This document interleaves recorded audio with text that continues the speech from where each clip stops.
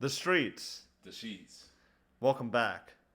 We got some stuff to talk about, don't we? Yeah, we got a good little bit to talk about. We got the hold on. If we can, you want to show them or you want to just like kind of like tell All them right. to So we got this right here. we got some more. We got some political stuff.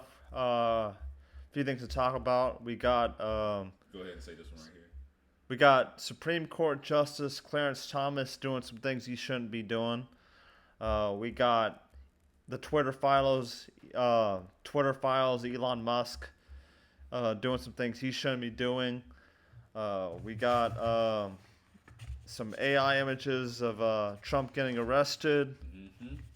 This guy didn't do any prep, so I never do prep. What am I, a political person?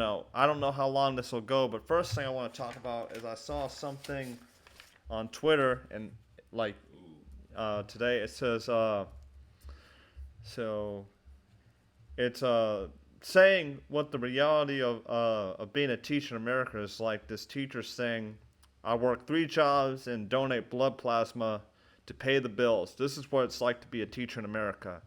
This is from Time. And I got a few thoughts on it. You got any thoughts on it? Oh, sure. I work 3 jobs and donate blood plasma to pay the bills. Yeah, what do you think about that? That's basically, think about it like this. Hold on. Think about it like this.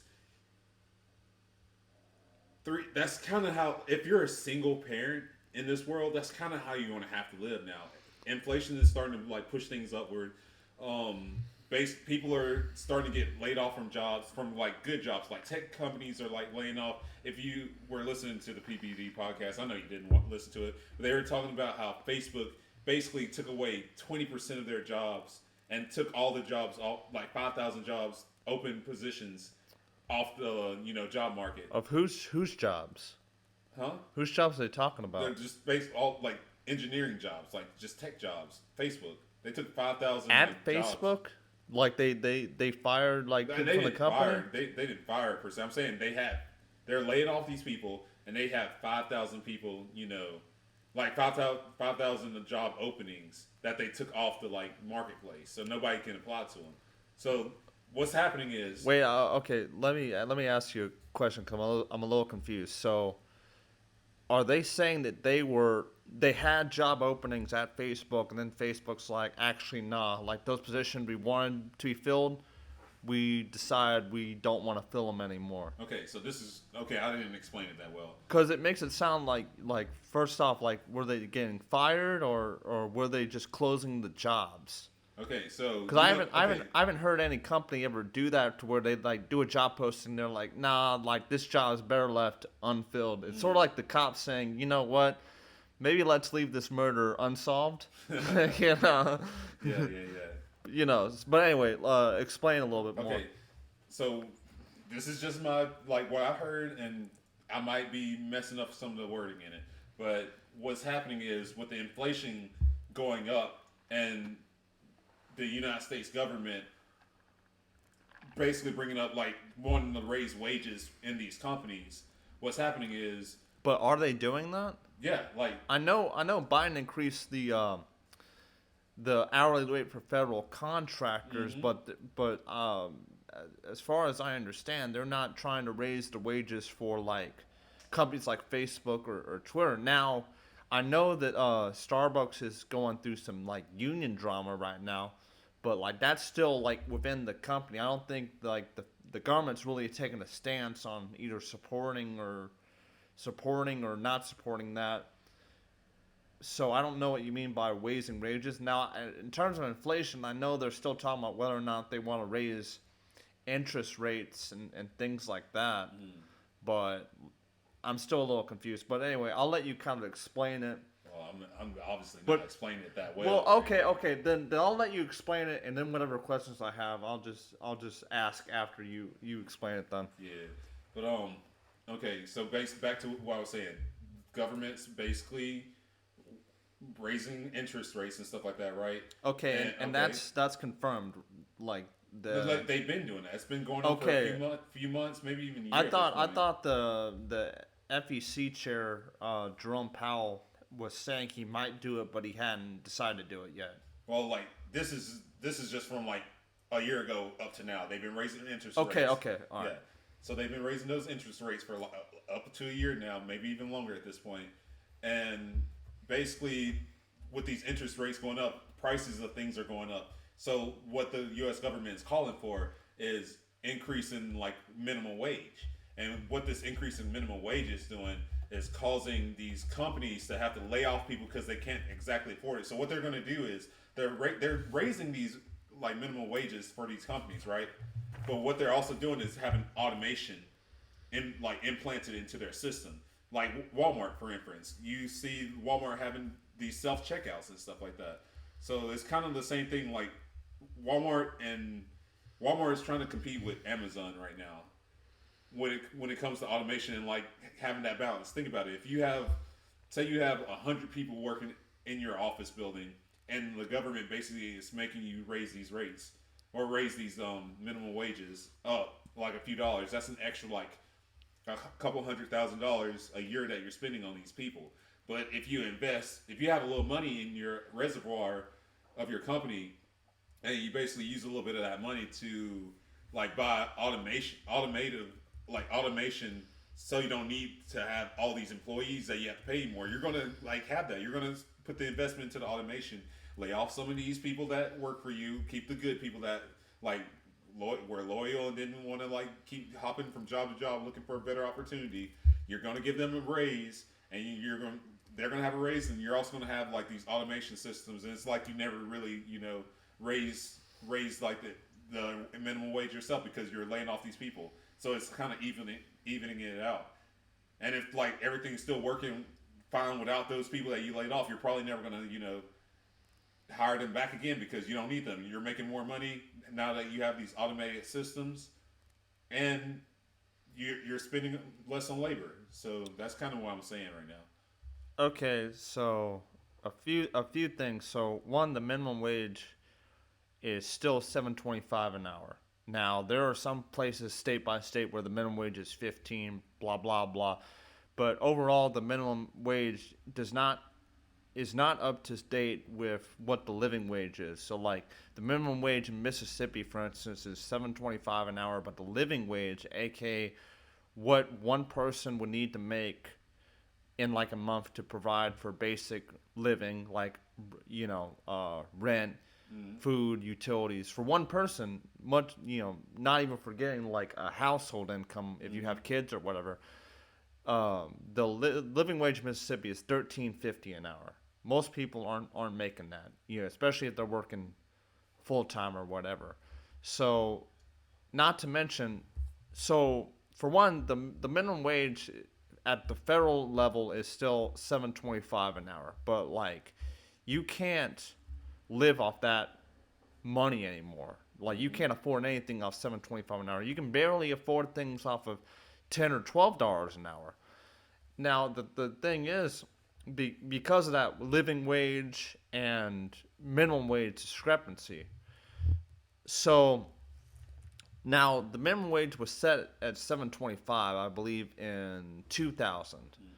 It's now 2023, and the thing is, wages have largely stayed the same, but production and how much these companies make yearly, quarterly, whatever have increased. So if you're talking about market value, aka what the average employee brings to the business, it keeps going up and up and up, but that quote unquote value is not represented in their wages. So what I'm kind of confused about is, now this information, did you get it from the PVD podcast? Yeah, I did. Okay, I'd have to listen to it to get what they're saying, but like a few and I'm not saying you got it wrong or anything, or I don't know what they're talking about. Or they also could have been like predicting the future with these statements, because they're saying they're most likely saying that this is probably what will happen in the future if things keep going the way they do. So like in terms of inflation, well, if that's because I haven't watched it, I'll have to watch it to really like get what they're saying. But say based on what you're saying, when we're talking about minimum wages, I mean Twitter doesn't have a minimum wage. Let's assume all their employees, Facebook, Twitter, whatever, they're making probably pretty good money. So like, I guarantee no one there is making $7.25 an hour. The janitors probably make at least 50K a year if they're working at Twitter or Facebook. But so the thing is, like, the minimum wage, I've heard this before. If wages were consistent with productivity, do you know what the minimum wage in America would be now? For most companies, $10. way more. Way more. If you're consistent with productivity and for gross profits, the minimum wage this is what it's like in a lot of other countries. The minimum wage would actually be $22 an hour. Dog, bro. Because the thing is, if it's consistent with productivity, aka how much your average worker is really bringing in revenue for the company, right? Because year after year, you're seeing companies like Amazon get into billions, trillions of dollars of revenue, but you're seeing most of the profits go to the executives and Bezos and things like that. And the thing is, like, people can say, oh, he worked hard and this and that, but, it is kind of weird when one guy gets most of the money, but then, the money isn't really being distributed to a lot of the lower workers, right? So Jeff Bezos is a near trillionaire, but, like, you still got people who are working for Amazon making $15 an hour. They can make $20, $25 an hour. And, you're like, well, let the market determine the value. Well, it has, they're the ones shipping the packages out to people. They're the ones keeping the factories running. They're the ones doing all this and that. Day-to-day operations, we don't even know how often is Jeff Bezos even in the office. Is he rich? I don't think he's the CEO anymore. He's just like the right. owner of the company. But he's still getting most of the money, and and not to mention the fact that, like, I personally think that, like, a lot of companies that people work for, they don't get to have a stake in the actual company, right? Like, Walmart employees won't let their employees get stock options or this or that. They'll give you your base wage and everything like that. Oh, so you can't even have your own, like, stock market? Well, like, so your own, like, account and like buy Walmart while you're working there? What I'm saying, some businesses give you stock options with working for the company, but, like, that's for, like, maybe the executive level, but, like, your average employee, they don't let you do that, Well, they don't give it to you. You can go out there and buy it yourself, right, after they pay you and stuff. But you just so the kind of the thing is like, not to demonize people who own businesses and things like that, because oftentimes arguments about raising wages are talking about, what about the mom and pop stores? What about the small businesses? And it's like, okay, that's one thing. Like, if you're a small business and you can only hire a certain amount of people, maybe I don't think you can get away with, like, giving people the minimum wage, $7.25 an hour. I think most places should at least pay, like, what the living wage is, to make sure, like, hey, like, if you're working here and you're working full time and you're a core part of the business, aka you're working most of the hours, you're a good employee, blah blah blah, then you should be paid enough to where, like, you can make it okay, right? Yeah, like, I think my thing on that is basically, yeah, like, you're working extra, you can be working, like, a little bit better than the next person, but, like, you're still going to get paid the same as much as that other person. Yeah, you might have better leverage over them if it comes to laying off and everything like that, but you're still getting, like, think about the post office. I work at the post office. Everybody gets paid the same, depending on what level, how long you've been there and stuff like that, or if you're a regular or not. If you're not a regular and you're just a sub like me, we all, from here across almost all 50 states, depending on, like, California and, like, these more higher populated states, we all get paid the same and everything like that. Right. Because that's just, we all have a union, one union for each, like, category, like the CCAs, the rural carriers, the managers, whatever. Yeah. Like, everybody has their own union throughout the whole like nation and stuff. Yeah. So basically, like, no matter how much you work, like, yeah, we're all getting the same amount, but the cost of living in all these like states are different. I'm kind of just speaking out my ass right here, but like if we're all getting paid the same amount, like I'm pretty sure people in New York or California or the Virgin Islands, they're not getting paid enough to keep their lights on. It's like minimum wage basically in like those areas. Would you? Right, but I don't necessarily think they are making someone in New York will be making the same as you are. I think the union, like just like the minimum wage in California is different than here. Therefore, a McDonald's employee is making more in California than they would here. But of course, cost of living and things, and that's what the union reps largely do. I think is they negotiate wages according to factors like living wage and things like that. Because oftentimes the companies are more like, let's just keep it at the standard and not account for living what the living wage is. You get what I mean? Yeah. Because they want to save money on labor and expenses and things like that, so they don't want to take that into consideration. But let me get back to kind of what you were saying. So one, the government's not raising wages. The government can only raise wages for people who work for them. That hence why Biden raised the minimum wage for federal contractors to $15 an hour. Okay. So they can say, hey, Biden, say if he was doing it, Biden could tell Amazon like, hey, you should pay your workers more. And not to mention they did have a hearing with the Starbucks CEO saying like, you need to telling them that like, they were doing union busting essentially. Yeah. Trying to get people from joining a union. And they were essentially saying like, hey, that's not right. You need to treat your workers better and things like that. But they can't force them to do that. I mean, Congress could pass a labor law or whatever saying they should, and Congress could make the National Labor Relations Board give them more scrutiny, but they're not raising the wages of say Starbucks workers or Amazon workers and all that. And not to mention raising the wages wouldn't necessarily prevent automation, because if you're the business owner, automation is something that gets pursued regardless, because like as a business owner you want to cut costs any way you can, and automation is just a way to do that.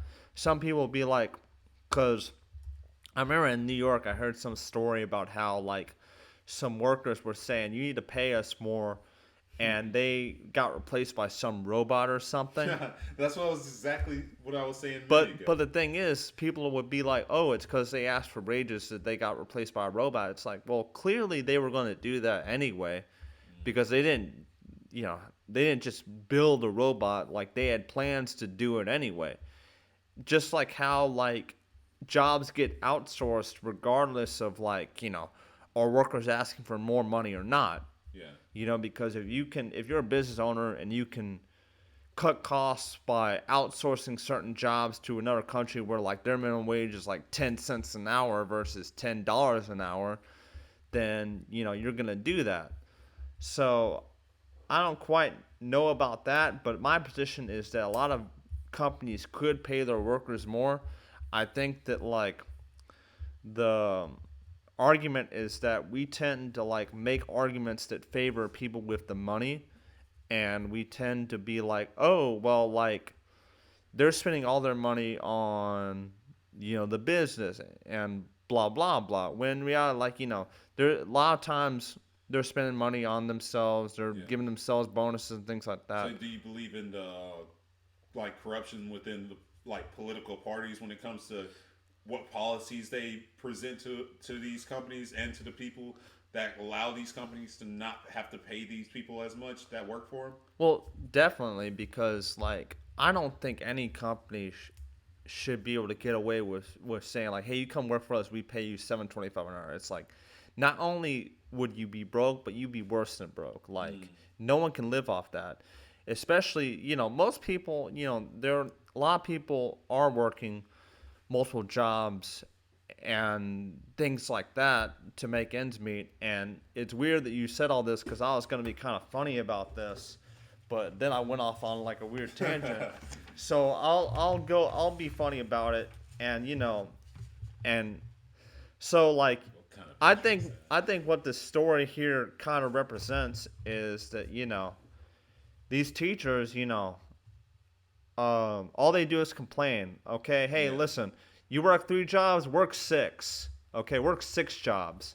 You donate blood plasma, donate double the plasma. Okay, Donate your kidney. rise and grind, Donate your kidney. rise and grind. And teachers, they're lazy. It's like they get paid to like, oh, get up and talk to kids all day. I mean, when you say that's a pretty hard job, think about it. In other countries like Europe, teachers get paid almost as much as doctors up there. Nah. Universities teachers. Nah, these teachers, they're lazy. They're a bunch of complainers. You're working 3 jobs, work 6 full-time jobs, okay? Cut out sleep, cut out the Starbucks latte, and donate more of your blood, okay? If you really want to get paid, you gotta donate blood, folks. It's like, listen, you won't get a job at FedEx, but you could get a job where you can get shot at. Don't you want to get shot at? Don't you want to donate your blood? Don't you want to get shot at? We do respect the teachers, though. The teachers do play a big role in our nation. Right. Especially when it comes to like. Yeah, I'm just being funny, kids. but like, for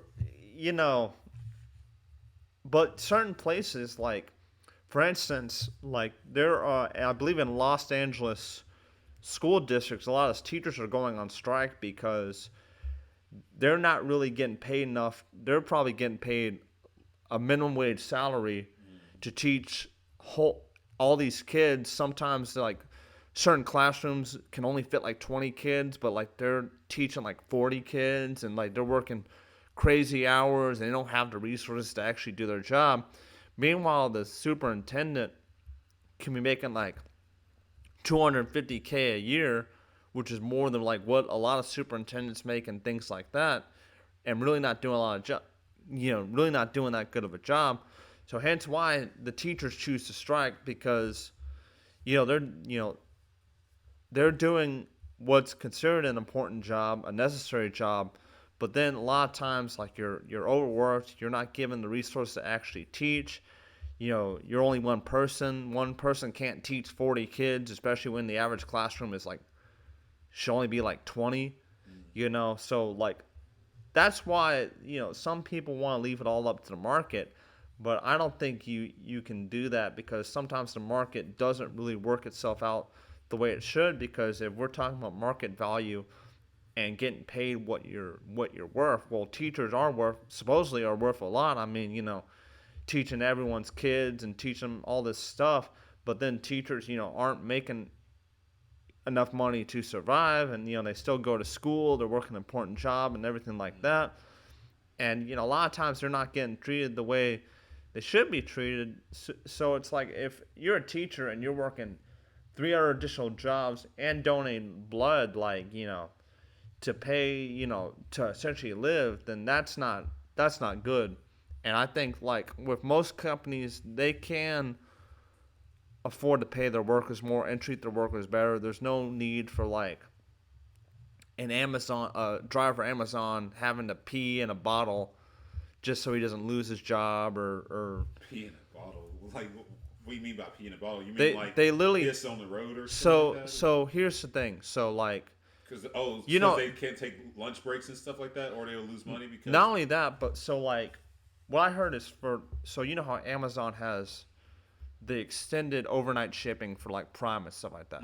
Well, that doesn't just happen. Like, you essentially have to expedite the whole shipping process, and that means like the drivers, I believe, actually have to make their deliveries within a certain time frame, and if they don't make it within a certain time frame, they can actually get in trouble for it. Or get docked some pay or something. Yeah, because the company tracks everything they do. They'll be like, oh, you took too long on this delivery, or you did this or did that. That's actually pretty messed up. So there are actually stories about how drivers for Amazon would have to pee in balls because they didn't have time to go use a bathroom break, because next thing you know, they go take a bathroom break and they miss their delivery time by 5 minutes or whatever. Next thing you know, they're getting in trouble, or they can lose their job because of it. So like, not so that's what I mean. It's like, you know, which is why I always choose the standard shipping, and like when Well, people I can use. kind of feel their pain though. Like I don't have any quotas per se, but once again at the post office, you're getting paid basically by evaluated time. Like you're given a route. That route is either 8 hours, 9 hours, 9.5 hours. It can be anything in between. My bad. It can be anything in between. And when like you have like a route like that, and you basically are, if you're new to that route, you can run it in like 11 hours, but they're not going to pay you that extra 2 hours. They're going to only pay you whatever that route is worth and everything like that. Especially if you've been there a long time. For new people, they give them a chance to like learn and like they give them like 90 days to learn and basically get in the groove of things. But once you hit that 90-day mark and you're still like coming in 2 hours later than the route, you're not getting paid for that 2 hours. So you're basically wasting 2 hours of your time if you're not done before that time. Right. But on the inverse side, you are still getting you're still getting rewarded if you're coming in earlier. It kind of gets really iffy at times because if you're once again like overtime is after 40 hours a week, right? After you Yeah. do 40 hours, anything after that is overtime. That's Yeah. not the case in this workplace. And this might actually be how it is for the Amazon and UPS workers also and FedEx workers. Like Right. once you hit 40 hours per week and they ask you to come in 6 day, they're not paying you overtime at that point. At that point, if you are in one of those one of those routes that's like 8 to 9 hours, but you're getting in 7 hours rather than that, and you work a 6 day, you're basically they will take away all those hours, those 8 9 hours that route was worth, and like crunch it down to however much time you spend doing it. So you're getting paid 7 hours those days instead of the 8 9 hours the route's worth. So like it's all for.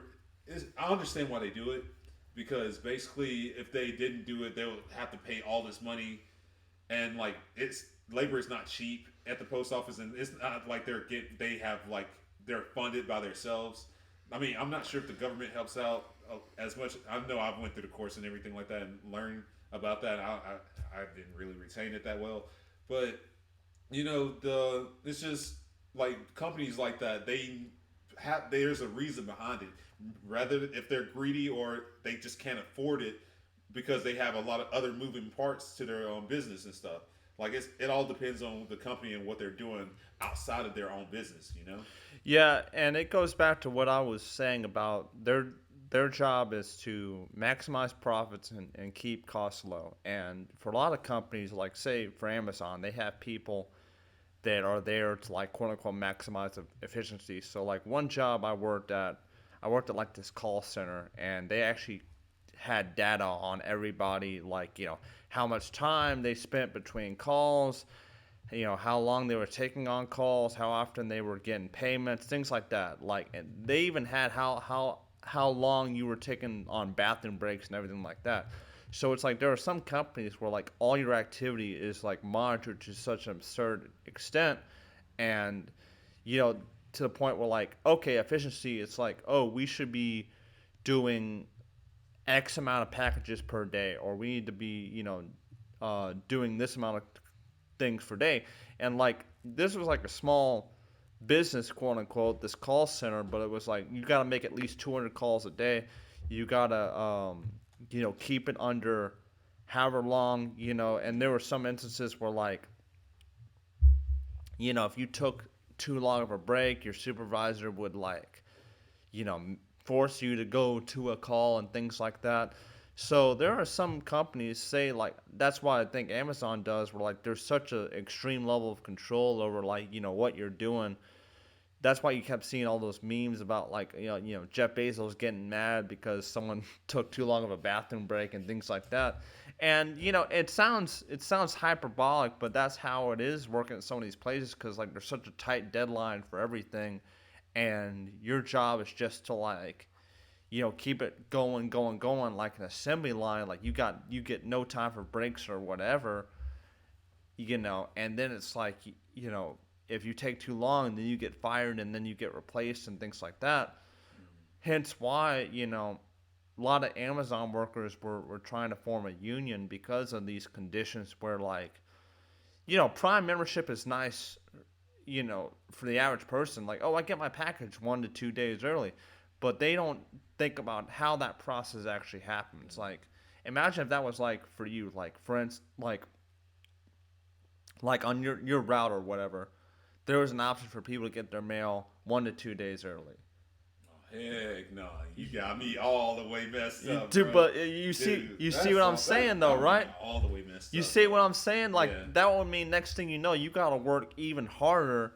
What? So people because people are impatient, not and Like like not only that, but we'll probably have to like just stay at work from a certain from like say 7:30 is when like the post office starts. You start working at 7:30. They could probably keep you from. They'll probably have to hire more people, but they can have the post office open from 7:30 to like not 7:30 in that evening. It's like 12 right, hours open, and like you just have to stay there. And every yeah, time a letter comes in, oh, I gotta take it out to these yeah. people, or they'll Not have like little like sections where you can do that. not to mention like going back to Amazon, there are these instances where like there was one Amazon facility in Kentucky where there was like a really bad tornado coming through the area, and they were like, "Listen, like, we gotta get the heck out of here." And their supervisors were like, "No, you can't leave." It's like there's a tornado outside, man. Like, we can't deliver any packages anyway. But they kept them there because it's like sometimes the company is all about let's make money at any cost, and like like Prime shipping makes Amazon a lot of money because people pay extra money to get their packages sooner. But for the worker, they have to essentially move heaven and earth to actually get it done to the point where oh, if the average time to deliver a package is like maybe a couple days, right, from one facility in like Georgia or Kentucky or wherever to like Mississippi or wherever it's from, like they're going across state lines, they're like traveling like a ton of time, whatever, then it's like they literally can't stop to take a break because not to mention they have to do extra work to get these packages there sooner, but it's just taking more time, not to mention like they're being monitored at all times. Like it's like your little statistic. They're like, hey, you were supposed to drop the package within 2 minutes. It took 2 minutes and 30 seconds. What happened? You're like, I don't know. Like, why does it matter? And to us, it's like, oh, what does it matter that it took 1 to 2 minutes longer? But then they're like, oh, you're not being as productive or whatever. But that's why I'm saying like sometimes the people who run the companies, they're concerned about profit and they're like and efficiency, but it's still human workers doing things, and sometimes I don't think it would really hurt Amazon's bottom line if they got rid of Amazon shipping or like let their drivers take like a bathroom break, because like unions like to get demonized and everything, but there's a reason why unions formed. It's because like working conditions were not good for a lot of factories, a lot of places, and while working conditions have gotten better for a lot of places, there are still instances where like it still isn't great for a lot of places. I mean, Starbucks. There's a reason why Starbucks workers are wanting to unionize. There are reasons why Amazon workers are certainly wanting to unionize, especially Amazon, because there are stories about how like the warehouse literally catches on fire and the workers aren't allowed to leave. It sounds crazy, but like they're actually like making people do this. And there was one story. I know I'm jumping around a whole lot, but there was one story about how a guy who was like a supervisor at an Amazon warehouse got into an electrical accident. He got electrocuted and he had to go to the hospital. But what Amazon chose to do was instead of sending him to the nearest hospital, they took a longer route to go to a cheaper hospital instead of like just paying the workman's comp cost to essentially help this guy. And I think the guy had some like major issues after that. I don't know what kind of issues, but like I don't know if he was paralyzed or he had some spinal issues or something, but he essentially couldn't work in the warehouse anymore. And he was like, hey man, I can't work in the warehouse just because of my condition now, but like I can take a supervisor job and essentially work a desk job and everything like that. and they were like, no, we won't give you this job or whatever. Oh, so they didn't give him workers' comp, and they still want him to work there after he got Essentially, injured, as he did. essentially, and I think he had like spinal problems, and he said like, hey, can I get like a chair to help me actually do my job? And they're like, no, we're not going to spend money to give you this chair that you need. And it was a really bad instance of where like they were just treating this guy very terribly, and I think they ended up firing him because like it was like he was no use to him anymore. Did he not like try to push for the workers' comp thing or try to file Well, a grievance for that? well, here's the thing, like they can, but all these grievances stay in house, so it goes up to their people who try to sweep it under the rug or whatever. So it's sort of like, yeah, he can push for it, but how far is he going to get when it's like the company telling him, like, no, you can't do this? So, but I know I've jumped around a whole lot. You got anything else to add about what we were talking about? And all of this basically started with like the teachers like having needing 3 jobs and having to sell their blood just to Well, like what make I'm ends saying meet, is that, right? yeah, is that my position is like, we don't want people to go under, quote unquote, but like, I think it's a little silly to be like, hey, if you give workers a slight raise, like, I know some living in Mississippi or wherever, you can be like, oh, $15 an hour, that's crazy. But like, not for like California, not when like rent over there is so much higher, gas is so much higher, blah blah blah. But it's all about perspective. Like, some people are like, oh, a Starbucks worker shouldn't make $16-17 an hour. Why? Because It's they're, not skilled work for one. well, like, it is a skilled work. Like, okay, I don't like the word skilled because it's like every job requires you to have skill. Like, if you work in a, I mean, if you're if customer service was a skill, I mean, I guess that well, that is part of it. it is a skill. You have to. Apparently, their training is actually pretty extensive because you have to learn how to use machines. You have to learn how to actually make all the drinks and This everything. is Starbucks, right? Yeah, yeah. Apparently, that is actually pretty extensive. These customers be bringing in all kind of weird orders and Oh yeah. like Daffy Duck from the Looney Tunes show. And they gotta do all that, and they gotta figure out how to deal with like customers on a daily basis and how to work all the. So it is a skill. It may not.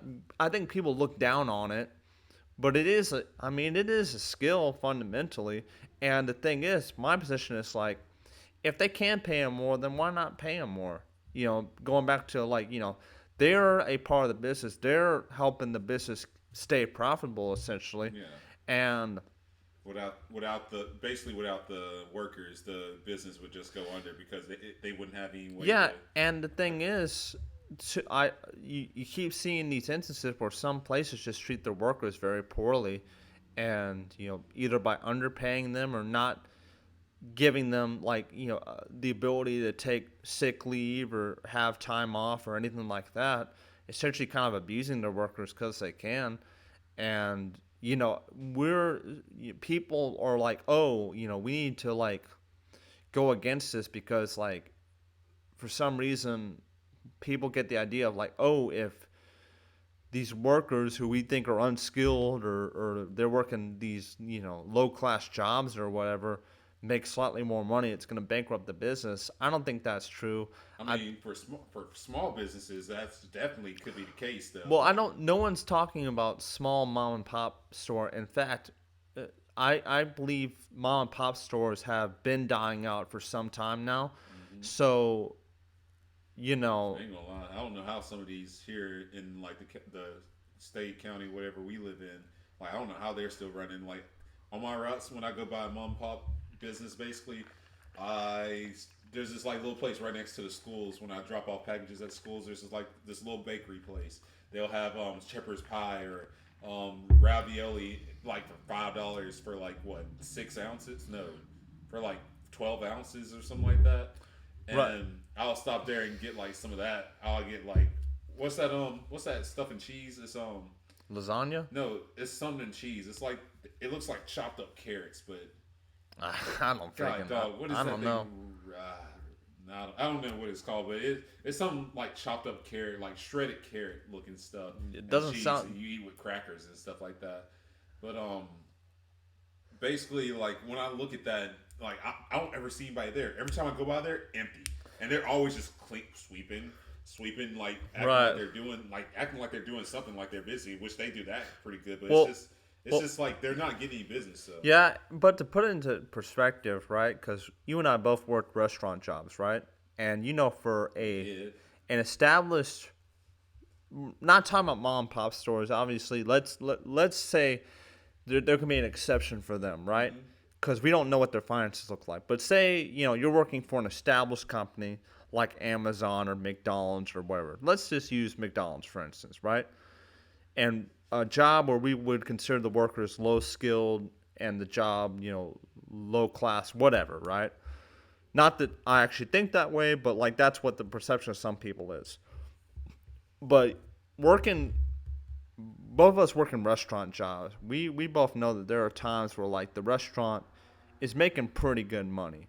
I mean, we were working places where like, sometime this wasn't all the time, but during peak business hours, we were they were easily making 1,000 plus, 2,000 plus an hour, Yeah. right? And let's assume, and for some places like the annual profit is at least over $1 million for like one store. Mm-hmm. Not saying every store does that, but at most places, like most Chick-fil-A's, do pretty good business wise. A lot of McDonald's do pretty good business wise. Might not be some more than others, but a lot of you have to have a lot of money to even own a part of a franchise. So most of the franchise is making pretty good money. Now, my argument isn't that you have to pay them extravagantly, but I think, and it can vary state by state. So like if cost of living, this would factor into cost of living. So like, I think that at the minimum, most places should attempt to pay people the equivalent of a living wage to the point. And I know some people are like, To at least to the point of what area they're living in. yeah, Like the yeah, minimum wage in your area is like of minimum cost of living is $13. At least have like that whole county or that whole city pay the employees like $13 plus. right, If it's like $17, or if you're in New York and it's like $25, hey, you right. gotta like compensate for what these people need, like for their day to day lives. Yeah, yeah, exactly. So, you know, if you that way, like, I don't think maybe I'm idealistic here, but I don't like the idea that like, oh, anyone working a full time job anywhere should be able to pay their bills if they're working full time. If they're working part time, hey, you're in school, maybe you can make less money because you're in school or whatever, right? But I think if you're working full time and that's your main job and you're contributing to the business in a significant way, because clearly you are. Anyone Yeah. working 40 hours plus anywhere is majorly contributing to the business. Okay, so that brings me to this. Like, you know how they say skilled labor should get paid more than any other labor? Like, you see people working at Chick-fil-A, McDonald's, Taco Bell, all that. They make about minimum wage, right? But there's also people that work full time for these companies that are also making minimum wage, because these companies are not meant for long term jobs. They're meant for, well, they need long term employees, because they wouldn't be able to function if like people just kept rotating in and out all the time. But these companies are really not meant for, well, they need long term employees, but they're not meant for long term employees, because they're just starter jobs for like most people that are just coming up in the workplace that need to have money to like go to school, get an education, do a trade job, so they can get to the job that actually Right. benefits society. Yeah, you can benefit society because you're like providing food and customer service to them when you Right. go to these places, but you're not really contributing to the like to what the core like motive, the core mission, the core like vision that the society has. Well, as a well, whole. well, I gotta disagree with part of what you're saying because one, the common perception is like, oh, who is the main people working at these places? People think like, oh, students or college students, whatever. And yeah, they do work there, but really, what you're seeing, the research kind of indicates the people who are working at these places the most are these older people that are working full time and everything like that. So one, the idea that it's not supposed to be a permanent job, so to speak. Well, it's like these jobs aren't going to go under. They're going to stay in business for as long as possible. So why wouldn't you want people that also want to stay there long term, right? Because if that was the case, people wouldn't care if like you were just job hopping every couple months. But that's why most companies do want people to stay there for like a year or 2 years, maybe not 10, 20 years, but like most people who are working in these places are working there full time. They do tend to be older, and that's how it used to be. Like now, we say, oh, you should go to school, do this, do that. For some people, that's not an option because school gets gradually more expensive every Yeah. year, and the return on investment for school decreases every year. And then for some people, it's like they never had that option to do that and everything like that. So they go automatically straight to, these Yeah, food places yeah, or something that doesn't, or janitorial positions, yeah, they take what jobs they can get, and mowing yards and they stuff. yeah they do what they can to survive. It's not like they're taking welfare checks or whatever. They're still working, but you know, I think there's a flaw in that reasoning because one, they are it is a skilled job in the sense like your skill is learning how to do that job well, operating machines, dealing with customers, things like that. And in my personal opinion, there are some jobs that pay a lot more but don't offer a service to society. My opinion is that Wall Street bankers don't offer any service to society. All they do is move rich people's money from one place to another and, bet, literally gamble other people's money on like whether or not businesses will fail and things like that. So from that perspective, like I think a worker at McDonald's is doing a heck of a lot more for society than some guy doing that. But the Wall Street bankers paid a lot more than the McDonald's worker. So But that's kind of foreign to me because, like, like being raised by conservative parents like my whole life, like when they used to tell me about like getting a job later in life, like school was important, like being able to have higher goals and like maybe hitting midway through, like reach to be a surgeon, but only get to be a doctor. Like that's a good like place to end up at when you like reach to be a surgeon. But not saying that McDonald's worker is compared to a surgeon anyway, but you're comparing a McDonald's worker to like somebody on Wall Street or something like that, which right, is like Wall Street. They kind of handle like a lot of money in the world and it causes the markets to go up and down. Like yeah, like that's a little bit right. like they have a lot more. Well, maybe I'm nitpicking here, and I don't mean to nitpick by talking about good for society. Now I brought up Wall Street bankers because they are providing a service. Say, for instance, your mom and pop store wants to invest their money in the stock market, Mm-hmm. and you got a guy that like is investing their money wisely and is doing a good job at it. He is doing good, but then you got other guys that like are taking money and they're like doing unwise. We've talked about it before. Silicon Valley Bank, Sam Bankman-Fried, FTX. These are all instances where like these people were making all this money, but they were like not doing a good job. They weren't doing good things. Well, they were purposely being fraudulent with the SBA That's what I'm saying though, because like when you're talking about good for society, I think very rarely are you really seeing people that are doing good for people. They're doing good for themselves and they're doing good for the upper crust, so to speak. But really, you're seeing a lot of people use the money they're given to like essentially legally gamble, meaning like I know I'm bringing up a whole lot of examples, but hopefully you can follow along with me. Mm-hmm. You remember when the GameStop scandal happened, right? And this hedge fund went under because they were literally betting on GameStop stock to fall. Now, I think we talked about the last podcast or maybe one before, but you're talking about good for the economy, right? Good for the world. Right. In what world is it good for you to bet for a company to do poorly or to fail? It's not. I don't think that's a good thing, but that's what a lot of them do. They're betting on companies to fail. They're handing out loans that they know they shouldn't hand out. Hence the 2008 mortgage crisis. Mm-hmm. Silicon Valley Bank. They're making investments that aren't wise, that aren't backed up. So with that in mind, I think a lot of what they're doing isn't good for the world because clearly it's not because they're not doing it well. So, and maybe it's because I've worked these jobs before and you have too.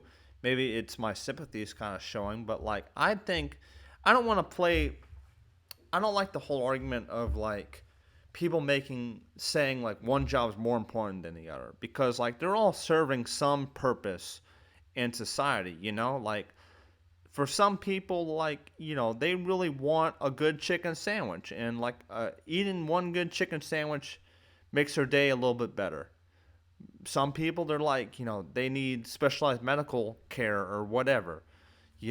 Every job kind of serves a certain purpose, but like I don't like the idea of like saying one job is more important than the other. I'm not trying to compare the two, but I'm saying so like a job like a surgeon, like you mentioned, right?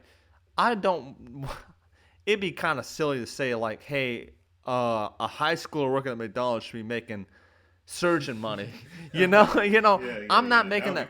I'm not making. I'm not making that. I'm not making that argument at all. But what I'm saying is, we're supposedly the richest country in the world, Yes. and we have these people who, thanks to capitalism, not saying capitalism is bad by any means, but they you probably have more billionaires walking around New York City than you do in most countries, right? Like, you go to like Denmark or Sweden, you say people make billions or even close to trillions of dollars. And like, what are you talking about? Like, they can't even fathom that number because it just doesn't exist there.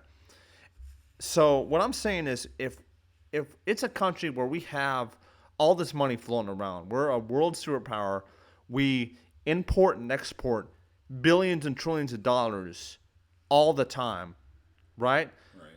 I certainly think like, okay, if Amazon can reach profits of like multiple billions of dollars per year, then they can also afford to pay their workers a bit more and to treat their workers a bit better. That's my main thing. And what I was saying is it can vary state by state. So like if the minimum wage in California is $20 or whatever, doesn't have to be the same in Mississippi because $20 here is certainly different than $20 there. But what I'm saying is any place where you're working at, like I think, should at least pay you enough to live on your own to the point where like, that way, if you want to improve your life by going to school or learning a different trade, you can still do that. And I think most people will. But like, if you don't have the option to, then you can work that job and still provide for your needs because the argument didn't used to exist back 20, 30, 40 years ago, right? Mm-hmm. Arguably, what our idea of like a middle class was college educated people, but it was also people who worked in factories and maybe didn't have skills, but they were providing a service. They were assembling cars, or they were, making metal or doing whatever, right? Right. And it was good because these were people that earned a decent living. They could buy themselves a nice house. They were making enough money, to support a family. And supposedly, if you ask most politicians, they're like, hey, we want people to have a family. We want people to get married. But the core reason why people aren't having families and aren't getting married is primarily financial, meaning like costs keep... also like the reason for divorce and stuff? Yeah, I think so. It all comes back to money, and not saying that raising the minimum wage would necessarily fix these things, but I'm saying like if you had money, if you had wages set at a certain amount to the point where people can live, you know, survive, right? Like no one's like starving or no one's like, going into debt or whatever. Yeah. Then I think that's a nice baseline to kind of reach. And I don't think it would really hurt profits that much. That's all I'm saying. I know we've probably been talking about this for a long time. No, that's all good. Like, see where we stand on this and everything like that. For me, like my closing thoughts on this, so we can go on to the next thing, is basically everybody. Like, yeah, like you might have started off with a bad hand, like when you first start off in life, right? You might have basically got dealt a, oh, your mom's a coke addict, your dad was in jail all your life, or before you were even born, and now you're out into the workplace at Taco Bell or something like that, and all you have to your name is like what $200 and like a broke down apartment in a really bad neighborhood, like even if you that's the hand that you're given, it doesn't mean like that defines you. It doesn't mean that you can just stay at Taco Bell the rest of your life. You can always yeah, like these teachers that say, "Oh, I need to get 3 jobs just to live and everything like that." You can get like a second job just to like get a better education in like a vocational field that will like, and you can like learn a trade and stuff like that. Which I know like that's hypocritical of me to say because that's kind of what we're doing with the cybersecurity thing. But If that is what we're doing, if that is what we're don't doing, look into it. don't look at if we're doing that. But, We're high class. We're high value men. We're not doctors. We're not McDonald's workers. We're even more important. We're podcasters. Yeah, We're not even podcasters. We're video live stream people, and I'm leaning into this mic real close because we're professionals. Anyway. yeah. So how long have we been talking about this? we've been talking about this for 56 minutes, sir. Golly. Anyway. It's crazy, ain't it? All right, you ready to go? Like, Yeah. talk about some current events or something that maybe happened weeks ago? Because I saw like one of these things was happening in January. Why are we talking about something that happened in January? Well, okay. So one thing I heard that I was interested in is Supreme Court Justice Clarence Thomas, who, by the way, looks like a blobfish. Blobfish. I think, like, let's pull this up here. Like, not to make fun of. Look at this dude. What the freak is this? And then look at this fish. Okay, I know I can't make fun of anyone's appearance, but he literally looks like a blobfish, and I know I'm making fun of him because I think he deserves it because exit out of that. he definitely deserves criticism because. Going back to right here. So, and I got my notes here, like Alex Jones. I got the documents. So, so here's the thing. Now, Supreme Court justices, they get elected to their position, and like members of Congress, they're expected to follow certain guidelines. Now, I know just like members of Congress, they don't really follow these guidelines, especially when it comes to things like gifts and things like that. Hence the corruption. But so it came out that Supreme Court Justice Clarence Thomas had actually been accepting luxury travel from a billionaire Republican mega donor, Harlan Crow, who, by the way, apparently has like Hitler statues or things like that. Like maybe he just likes history. You don't know that. I mean, he's a little too into it. Does he have a mustache? I don't know, but it's really weird. Now the thing is, if you're a Supreme Court justice, you have to disclose any gifts that you receive over $425. Now there are some stipulations, like if you're given a gift like in the privacy of someone's own home, you don't have to really disclose it. Like things like food or drinks or things like that, which aren't really considered luxury items, you don't necessarily have to disclose. But things like travel, you would definitely have to disclose. And the thing is, Justice Clarence Thomas, whose whole job is paying attention to words, right? That's what the law is, a bunch of words. Mm-hmm. You have to pay attention to what those words mean. You have to have an eye for detail. You have to actually consider what the law says. You know what's pretty cool about you saying that? The guest that we're supposed to be having on, like, she reads all those documents, bro. She be sending it to me every day, and I'm like, Yeah, never read but the this thing shit. is, and I'm calling her out. I don't know her, but like I know what she's about, even though I don't know her like that.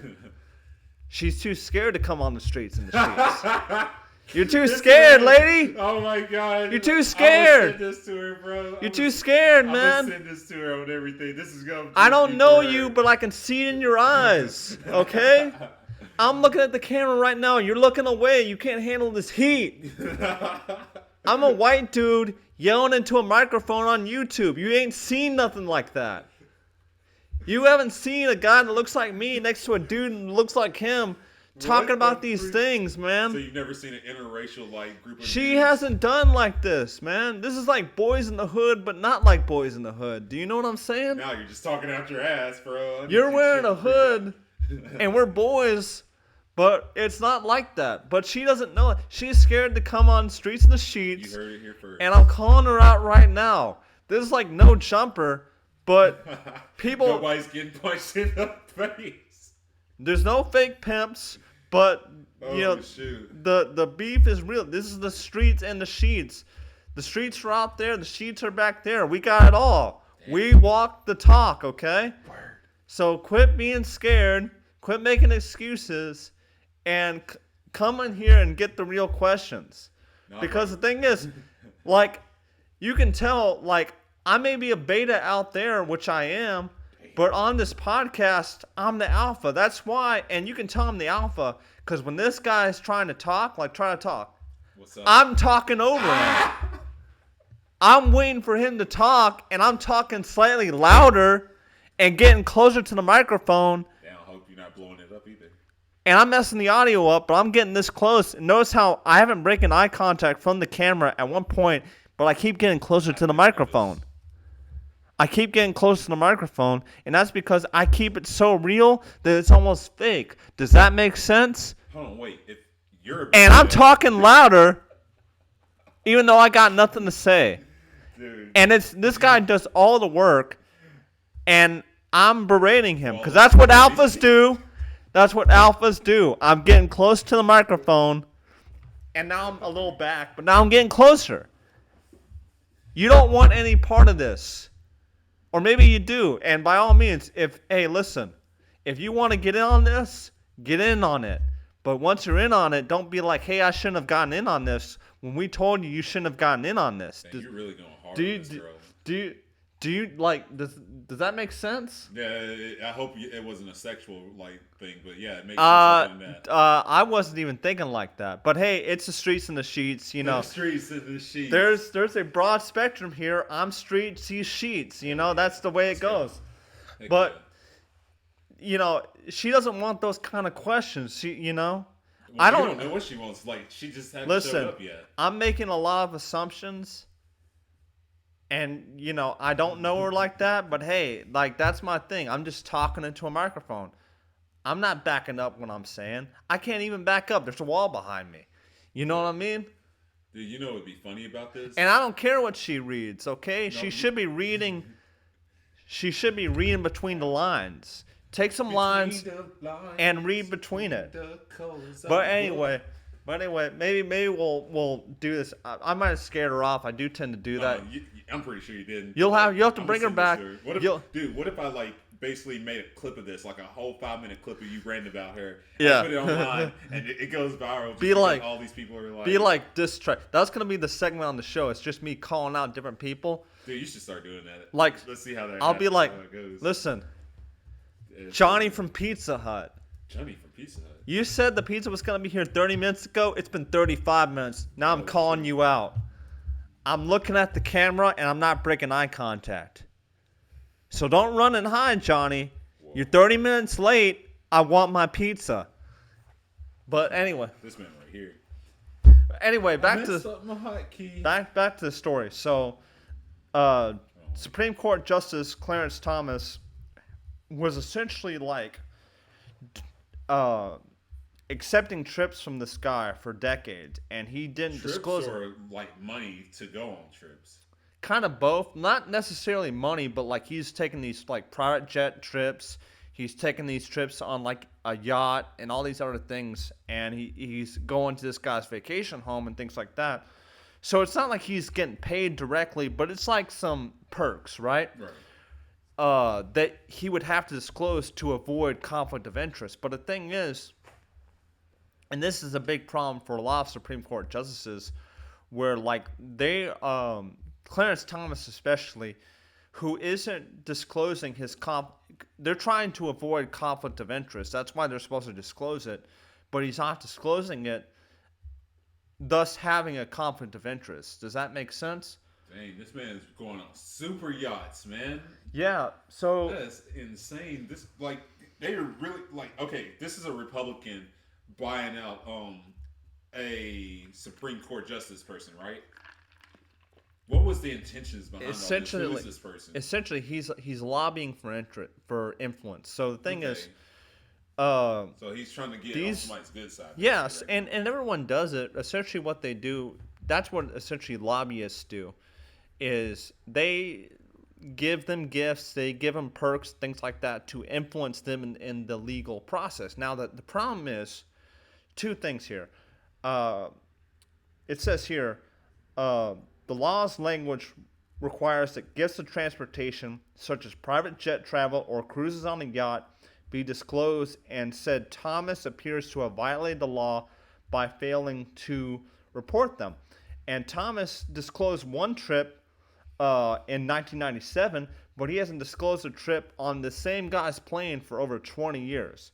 So essentially, he's violating a law by not disclosing that he's getting all this stuff because it represents an ethics violation, and two, it's a major conflict of interest because the thing is, the Supreme Court gets to pick and choose what cases get brought to their attention. It's not like other countries where, like Brazil's Supreme Court may hear thousands of cases a year, but the U.S. Supreme Court might hear 70, and a lot of these cases do get to be handpicked sometimes. So what the Supreme Court, they do look at some laws, but then they could also look at like laws regarding tort reform, which is like lawsuits or laws regarding certain business practices.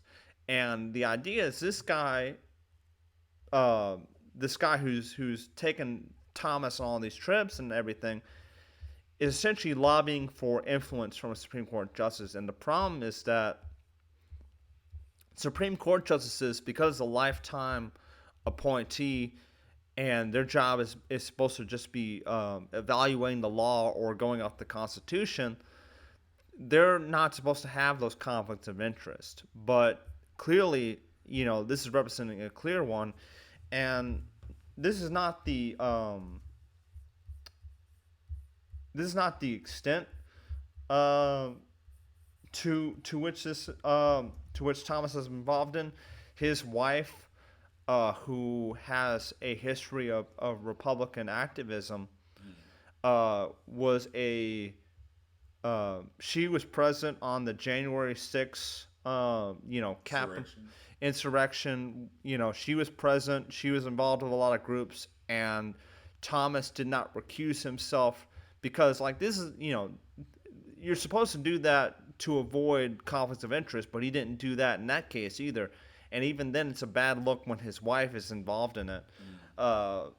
So the problem is that it's like people of color, like black people, like my people, they're the one. Like you get up and like it's me personally. I see this as sort of a bad look for the black community in a way, like in a subtle sense, like probably like 0.02%, like of that sense. But when I'm seeing like this guy, you made it. You got up in the Supreme Court judge like position. Yeah, you're probably not making over $1 million a year, but you're at least making six figures. Why would you basically tarnish your name with a person that's just trying to get like influential power of people and stuff like that? Why would you put yourself through like what you're going through now with the like donations or the gifts that were given to you to like just for this one person just to come up and like be a bigger person than like he already is and everything like that. Well, Like, what's the whole purpose of like tarnishing your name for all that? well, it's not necessarily money, but it is perks, and not to mention when I first heard about the Supreme Court, there's a lot of, not that I didn't know about it, but some of the history and activities that they engage in, they kind of frame it's kind of mysterious. Like the public doesn't get to see how these judges interact. They have the rulings, but they don't really see much behind it. It's very secretive organization and things of that nature. But the thing is, when I first heard about it, it was kind of framing like these judges are like impartial and they're like the best of best legal minds and things like that.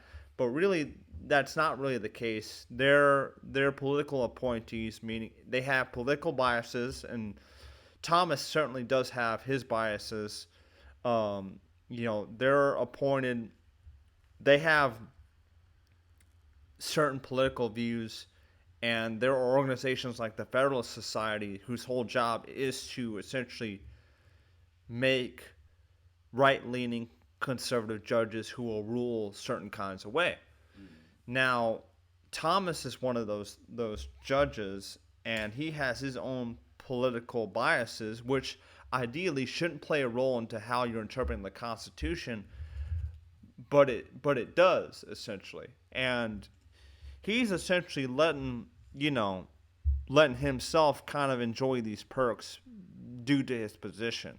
Yeah. And the billionaire is like, hey, let me like butter this guy up to have him vote one way or another.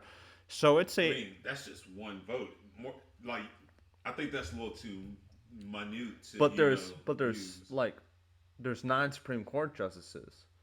Say if like one vote has often decided the course of whether or not a law is struck down or approved. So one vote, you say one vote, right? Right. It literally when you're talking about 9 people, I mean like a jury, like one person can either determine if someone's guilty or not guilty. So, and this is one vote for like the course of the entire country, in terms of like, what laws they have to follow. So, so with contracts, they said members of Congress are generally prohibited from taking gifts worth $50 or more and would need pre-approval from an ethics committee to take many of the trips Thomas has accepted from Crow. Now, with that in mind, the Supreme Court is a much higher position than Congress, and yet Congress seems to have a lot more stricter guidelines they have to follow than what Thomas himself has been following. Not to mention, because the Supreme Court is, doesn't have a whole lot of scrutiny, does not really have a whole lot of checks and balances. Like the court's expected to balance Congress and the president, but the president and Congress can't then balance the court. The Supreme Court essentially polices itself, which means like, hey, it has a bias force. Oh yeah, they do their own investigation into themselves, and when you know it, they can't find anything. That is pretty messed up. So, like I said, he didn't recuse himself from cases involving his wife, who was involved in overturning the 2020 presidential election, and not to mention like these guys' relationship is just weird, and Thomas is kind of weird, right? So, for one thing, let's see if like this site kind of shows it. Can I go back here? Or? It just goes down. Like, go to the top. Go to the other one. Yeah, that one. Okay, hold up. Man, I wish your mouse worked. It does work. You just gotta like use it properly. That's the end. Oh, okay. Which one are you looking for now? None of those. Oh, you have that other one up there. Don't forget. But that's the picture. Never mind. Okay, there we go. Oh, it does go further. What's up? There we go. Okay, so this is weird. This is literally a This is the picture?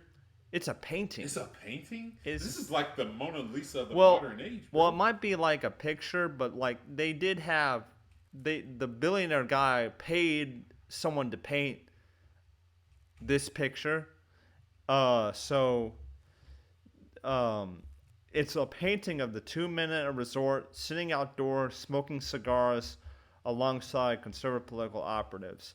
And there's a statue of a Native American man, arms outstretched, standing at the center of the image, which is really weird. Okay, so one thing here, like, what do I've never been in a conversation where like seven dudes are just sitting like this, talking about what? Five. One, two, oh, five guys, six counting the They're statue. probably talking about their next restaurant that they're making. It's going to be called Five Guys. Burgers and fries. Burgers and fries. So it's weird. For With a little one, bit of like what do all these guys getting together to like talk about? Talk about first off. Second off, like he paid a guy to just paint a picture of just some guys talking. Like just take a picture, man. Like, you know, it's cheaper. Why are you gonna paint a picture of a picture? You know what I mean? Yeah. Like, but so the Republican billionaire paid someone to paint a picture of this. So he's being invited out to, like, you know, these, you know, hangouts, you know, to talk about this stuff, to talk about whatever. Not to mention, apparently, he also gave the justice a $19,000 Bible that apparently belonged to Frederick Douglass. Whoa, that's insane, bro. That's pretty cool, actually. Yeah, not. He also, the guy apparently likes paintings because he also gave Thomas a portrait of him and his wife. That's awkward. It's freaky. What were they wearing? Were they wearing like that medieval get up or whatever? I don't know, but like it was probably just like a painting of a picture of them, you know, because they're not painting anything outside the box. They're just looking at stuff and then painting it, then being like, hey, this is worth money now because I took a picture and I just painted it. Not as good. So he took an extended cruise to New Zealand with him. And here, okay, this is kind of weird. So Thomas apparently he has a memoir, and he signed the memoir and then gave it to a guy who was working on the yacht. What? And I like to think that, like, he just did this just to do it. Like, the guy didn't ask for a copy of the guy's memoir, but he had it, like, laying around, and he's like, hey, this guy working for a rich guy making minimum wage, you know what this guy needs? A copy of my memoir. A copy of my memoir. And it's like, you know what, I'm gonna sign it for him. It's like, peasant, bring me my pina colada and I might give you a copy of my memoir. How much do you think he sold it for on eBay? I don't even know how much it'd be worth, but dang. And the memoir is like weirdly named. It's like called My Grandfather's Son or whatever. What? Yeah, it's like, and he signed the book. Thank you so much for all your hard work on our New Zealand adventure. And I'd be like, hey man, how about you thank me by increasing my pay, not giving me a darn memoir that I'm not gonna read. You like, think he was getting paid at least minimum wage? Who knows? I mean, you know. But dang, bro, this is insane. So, like, where were you getting at with this story, by the way? So like, essentially, the problem here is it's a conflict of interest because he's hanging out with this dude who has clear political intentions, and the idea is like a Supreme Court justice needs to be impartial. They don't need to let their own political biases relate to how they interpret the law. They don't need to be open to influence, which is a whole issue of corruption when you have outside interests influencing how you do your job, which is essentially what this is. Like, this guy is essentially like giving him all this stuff, and there's question as to whether or not it's influencing how he does his job. Not to mention, he's violating the law by not disclosing. It's definitely influencing. Yeah, it's definitely. Why wouldn't it? You know, you're getting all these nice trips and everything. Like, it would influence any person, and that's why they're doing it, and that's why it's a problem, because it's a clear instance of corruption, and it's a clear instance of letting yourself be bought.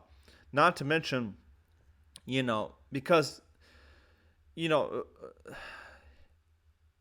like I said, the Supreme Court only sees a certain amount of cases per year, and they get to choose which cases they review. And just like a lot of billionaires contribute to political campaigns to get laws passed in their favor, you would definitely want to butter up a Supreme Court justice. One, because it's like a lifetime appointment, and two, they're like, you know, looking at laws that will exist like forever or the foreseeable future. So that's why he's doing it. So, and that's why he's come under a lot of fire. And in fact, there are some people that say they want him impeached because of that. And I think he should be impeached because he's violating the law, and it's a clear instance. Tarnishing his name at the same time. Not to mention, his biases have played a key part in how he interprets the law. So, for instance, the Supreme Court overturned Roe v. Wade, right? Mm-hmm. After that, Clarence Thomas went on record saying, okay, now we need to look at gay marriage. We need to look at, we need to look at... you got any stances on that? Gay marriage? Or any of that? Or do you not want to disclose it? I don't want to put you on spot or anything. I just... People can do whatever they want to do as long as it's not hurting anybody. That's my position. But, the problem is... So he got criticism for that because clearly if he wants to look at gay marriage, what's to stop at people looking at interracial marriage? He's married to a white woman. Dang, I didn't even know that. Yeah. That's crazy. But like it used to be illegal for interracial marriage. He wants to get rid of gay marriage, but like his own marriage is okay. Not only is that hypocritical, but like there's no legal basis for it because whoa, man, oh God, how is that hypocritical? Enlighten me on that, please. It's hypocritical because he's saying, oh, one type of marriage isn't okay, but like my type of marriage is. I mean, okay.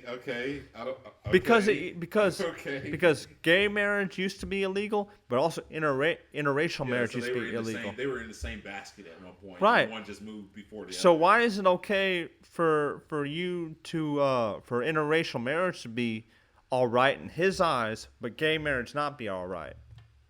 Why not just allow for both? Because they both used to be illegal. That's what I'm saying. It's hypocritical, and there's no. When I say no legal basis is that the Constitution doesn't say anything about like who you can marry, right? It's just his own personal opinions or religious opinions factoring into how he wants to interpret the law. That's why he's saying like, let's look at gay marriage. Let's look at this. Let's look at that.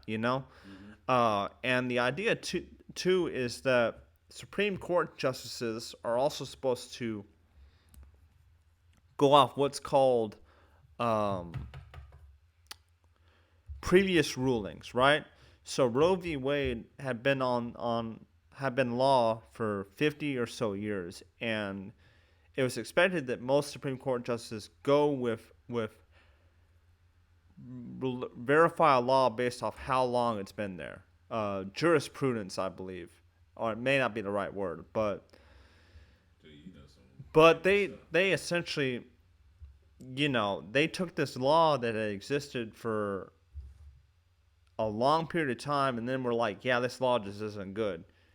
Even though, they're expected to go off the laws that came before, prior rulings. That's what they're supposed to do. If you ever look at the Supreme Court opinion, they reference prior rulings. They reference prior established law, which is what Roe v. Wade was. But then, when there came all these new justices and there were more conservative justices on the court than there were liberal justices, then they all decided that, hey, this law, even though it existed for 50 years, the law was bad, therefore let's get rid of it.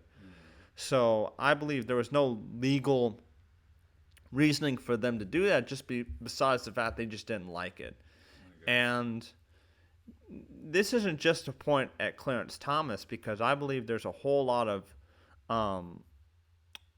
corruption within the Supreme Court and there's a whole lot of conflict of interest. So like one of the Supreme Court justices is a lady named Amy Coney Barrett, who she belonged to this weird religious organization that was kind of culty and had certain beliefs, obviously about abortion, obviously about these other things, and she was a prominent member in there. That was considered a conflict of interest. When Brett Kavanaugh was getting appointed, there's a whole lot of accusations and legal issues with him. Um, there, there are certain charities. I think a story came out where there was a charity that was essentially taking donations to essentially get people one-on-one time with these Supreme Court justices. So there is a major problem with corruption. That's what my main point here is, and I think Thomas needs to be impeached for violating this law and for having these clear conflicts of interest, because he's violating the law, and I think there's reason to assume that there is corruption involved, because you can take these trips as essentially bribes. Yeah. Now, legally, they do define bribes in terms of money and money of a certain amount. But bribes, I think for most people, bribes can take the form of other stuff like luxury trips or like little perks and things like that. I think a bribe should be considered anything that can influence your decision, influence you to do something in a particular way. I got you. So I think that would fall under it. And going back to corruption,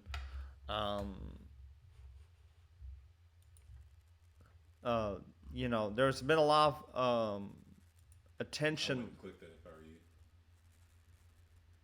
Okay. It takes you to a whole different page. Or it takes you down a little bit. Just scroll up, see what happens. The other way. The other up. No, I gotta go back. You gotta go back, yeah. Okay. Going back to corruption here.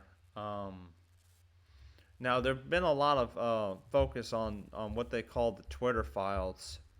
And it's essentially, they're acting like it's this big bombshell, like Twitter has been, censoring information on their site. But, there's reason to be skeptical about this, because it's Elon Musk, the CEO of Twitter, who released them.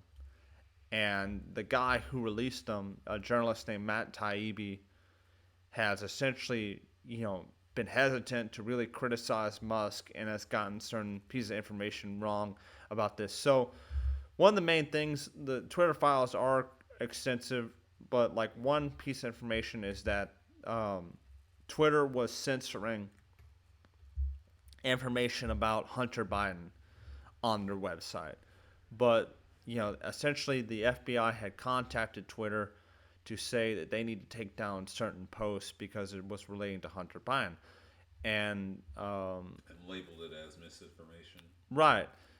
Now, Elon Musk releases these Twitter files essentially saying, the Biden administration is directing the FBI to contact Twitter to get rid of this information. But one thing is that at the time this happened, Biden wasn't president yet. And two, the key things that were being referenced here was that apparently what the information about Hunter Biden was like nude images of him on the website, which if like you look at Twitter's terms of service is against their terms of service. It's essentially revenge pornography. Posting this guy's nude photos or whatever. So apparently, the Biden, not the administration, but the FBI had contacted Twitter to essentially say like, hey, can you verify if this is, we think this is against your terms of service, you should probably take it down. And Elon Musk releases this as a Twitter file essentially saying like, they don't want certain information to come out.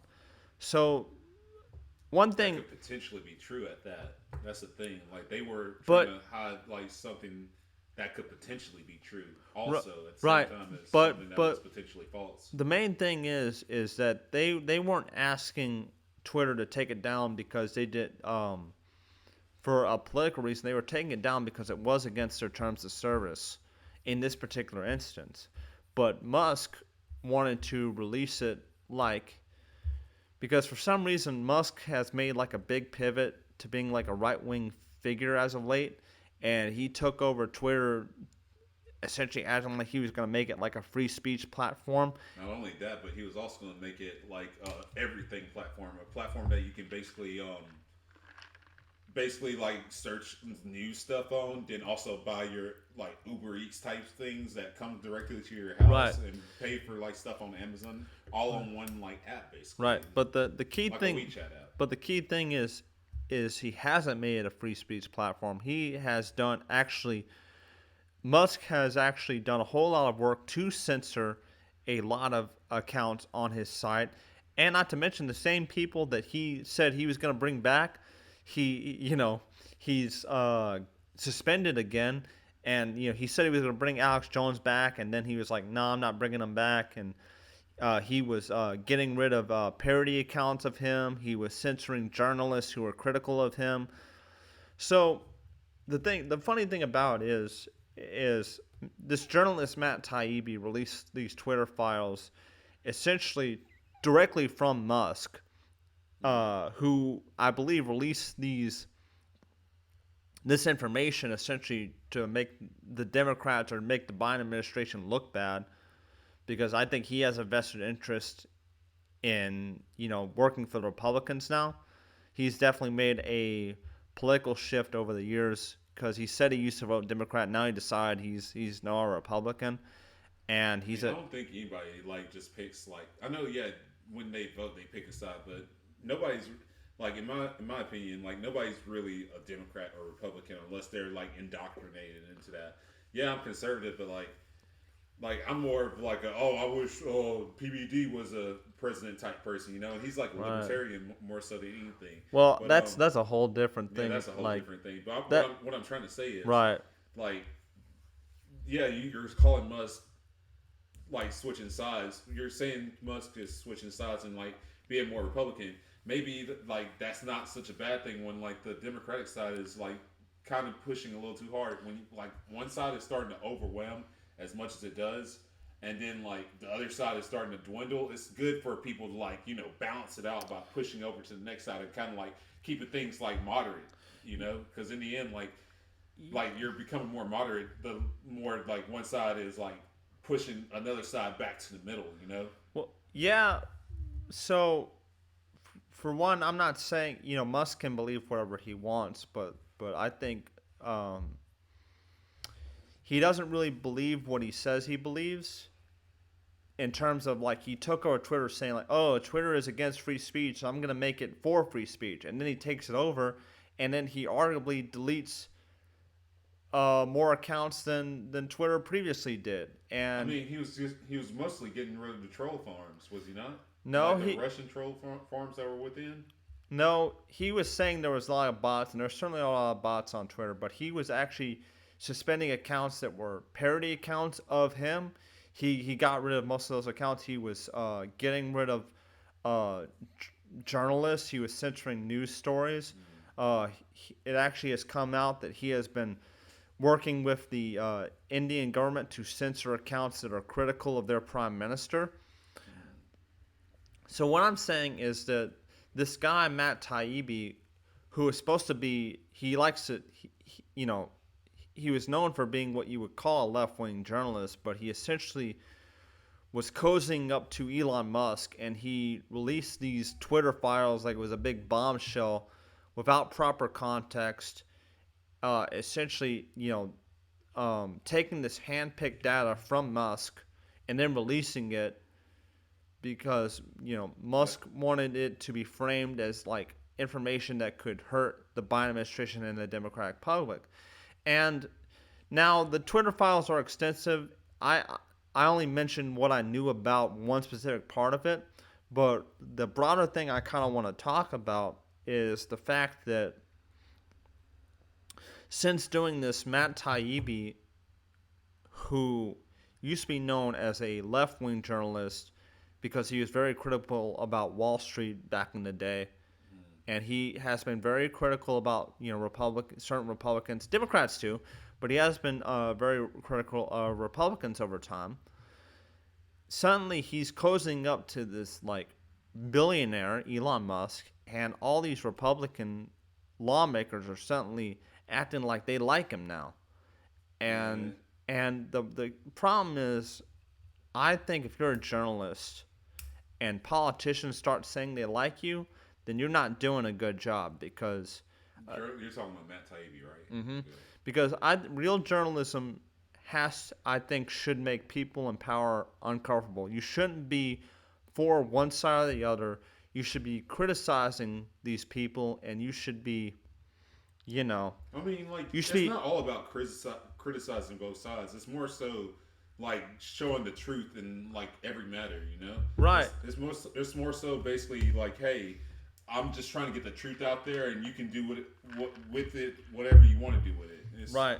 But that's kind of how this goes. But like, that's kind of how news is supposed to be. The criticism of Taibbi is essentially he released Twitter files as essentially PR for Elon Musk. Mm-hmm. And the problem is when you have these people who suddenly decide they like you, the same people that you used to criticize, that you should be criticizing, because Elon Musk has done a lot of things that he shouldn't be doing. And after releasing these Twitter files, Matt Taibbi has been hesitant to criticize Musk for anything he's doing. I don't know why, but I think maybe it's because he wants to keep Elon Musk as like his source essentially, which is funny because it came out that apparently Twitter said that they would be taking down links to this website called Substack, which is like an independent journalism website, which, funny enough, Taibbi releases a lot of stuff on. So Twitter said they were going to be taking down those links, and then Matt Taibbi said, well, I'm going to be leaving Twitter. And then guess what? Elon Musk, who was following him, decided to unfollow him. So that relationship's all dissolved. Wasn't there a reason for that or something like that, for that to happen? It's essentially like Elon Musk doesn't want to, maybe he views Substack as a competitor to Twitter, so he's like, I won't let you post links to this website on Twitter or whatever.